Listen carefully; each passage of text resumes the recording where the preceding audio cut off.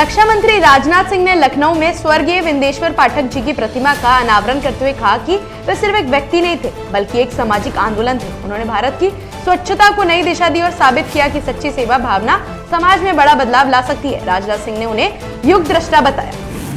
मुख्यमंत्री रेखा गुप्ता ने 1111 जीपीएस युक्त पानी के टैंकरों के उद्घाटन कार्यक्रम में पूर्ववर्ती सरकारों पर तीखा हमला किया। उन्होंने कहा कि पिछली सरकारों ने न केवल खजाना खाली कर दिया बल्कि 6000 करोड़ रुपए का कर्ज भी लाद दिया, जो केवल मेट्रो प्रोजेक्ट के लिए था। इस दौरान उन्होंने ये भी बताया कि सरकार की इस कड़ी मेहनत के बावजूद ये भारी कर्ज उनके लिए एक बड़ी चुनौती बनी हुई है।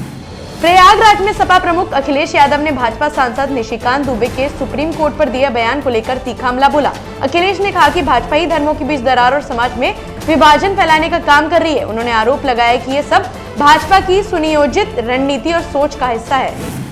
रांची के नामकुम आर्मी ग्राउंड में भारतीय वायुसेना की सूर्य किरण एरोबेटिक टीम ने ऐसा शानदार एयर शो पेश किया जिसने सबका दिल जीत लिया। टीम ने अपने लड़ाकू विमानों को जमीन से महज 100 फीट की ऊंचाई पर उड़ाते हुए पूरे आसमान को तिरंगे के रंगों से भर दिया। इस रोमांचक नजारे के दौरान रक्षा राज्य मंत्री संजय सेठ भी कार्यक्रम में मौजूद रहे।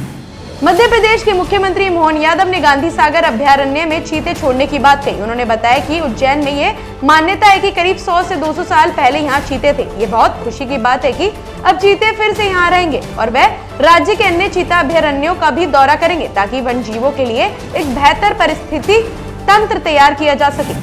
मुख्यमंत्री देवेंद्र फडणवीस ने नागपुर जिले में पिंक ई रिक्शा वितरण समारोह के दौरान पात्र महिला लाभार्थियों को पिंक ई रिक्शा सौंपी। कार्यक्रम के बाद खुद मुख्यमंत्री फडणवीस, मंत्री आदित्य तटकरे, राज्य मंत्री मेघना बोर्डीकर और विधायक आशीष देशमुख ने पिंक ई रिक्शा में सफर भी किया। ये पहल महिलाओं को आत्मनिर्भर बनाने की दिशा में एक अहम कदम है। मुख्यमंत्री नायब सिंह सैनी ने भगत शिरोमणि धना भगत जयंती समारोह में हिस्सा लिया और किसानों के हित में उठाए गए फैसलों का जिक्र किया। उन्होंने कहा कि मुकदमेबाजी से जूझ रहे किसानों और पंचायत जमीन पर बसे लोगों को राहत देने के लिए सरकार ने मालिकाना हक देने की योजना शुरू की है। अब 500 वर्ग गज का प्लॉट 2004 के कलेक्टर रेट पर देकर मालिकाना हक दिया जा रहा है।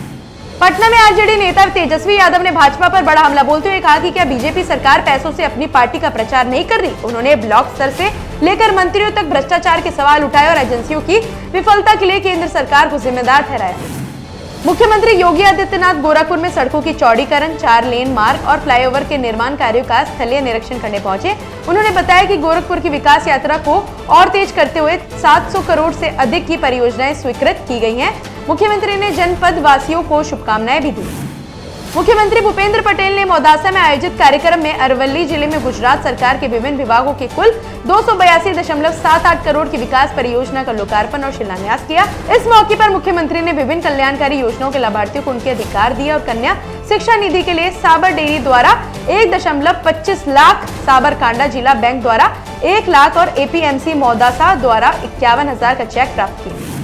बिहार में एक जनसभा को संबोधित करते हुए कांग्रेस अध्यक्ष मल्लिकार्जुन खड़गे ने कहा, प्रधानमंत्री मोदी और नीतीश कुमार की जोड़ी सिर्फ बिहार की कुर्सी के लिए काम कर रही है, बिहार के उत्थान के लिए नहीं। अगर नीतीश कुमार को वोट नहीं मिलते तो वे अपनी पार्टी बदल लेते। वे देश के लिए नहीं बल्कि समाज के कमजोर वर्गों को नष्ट करने के लिए काम कर रहे हैं।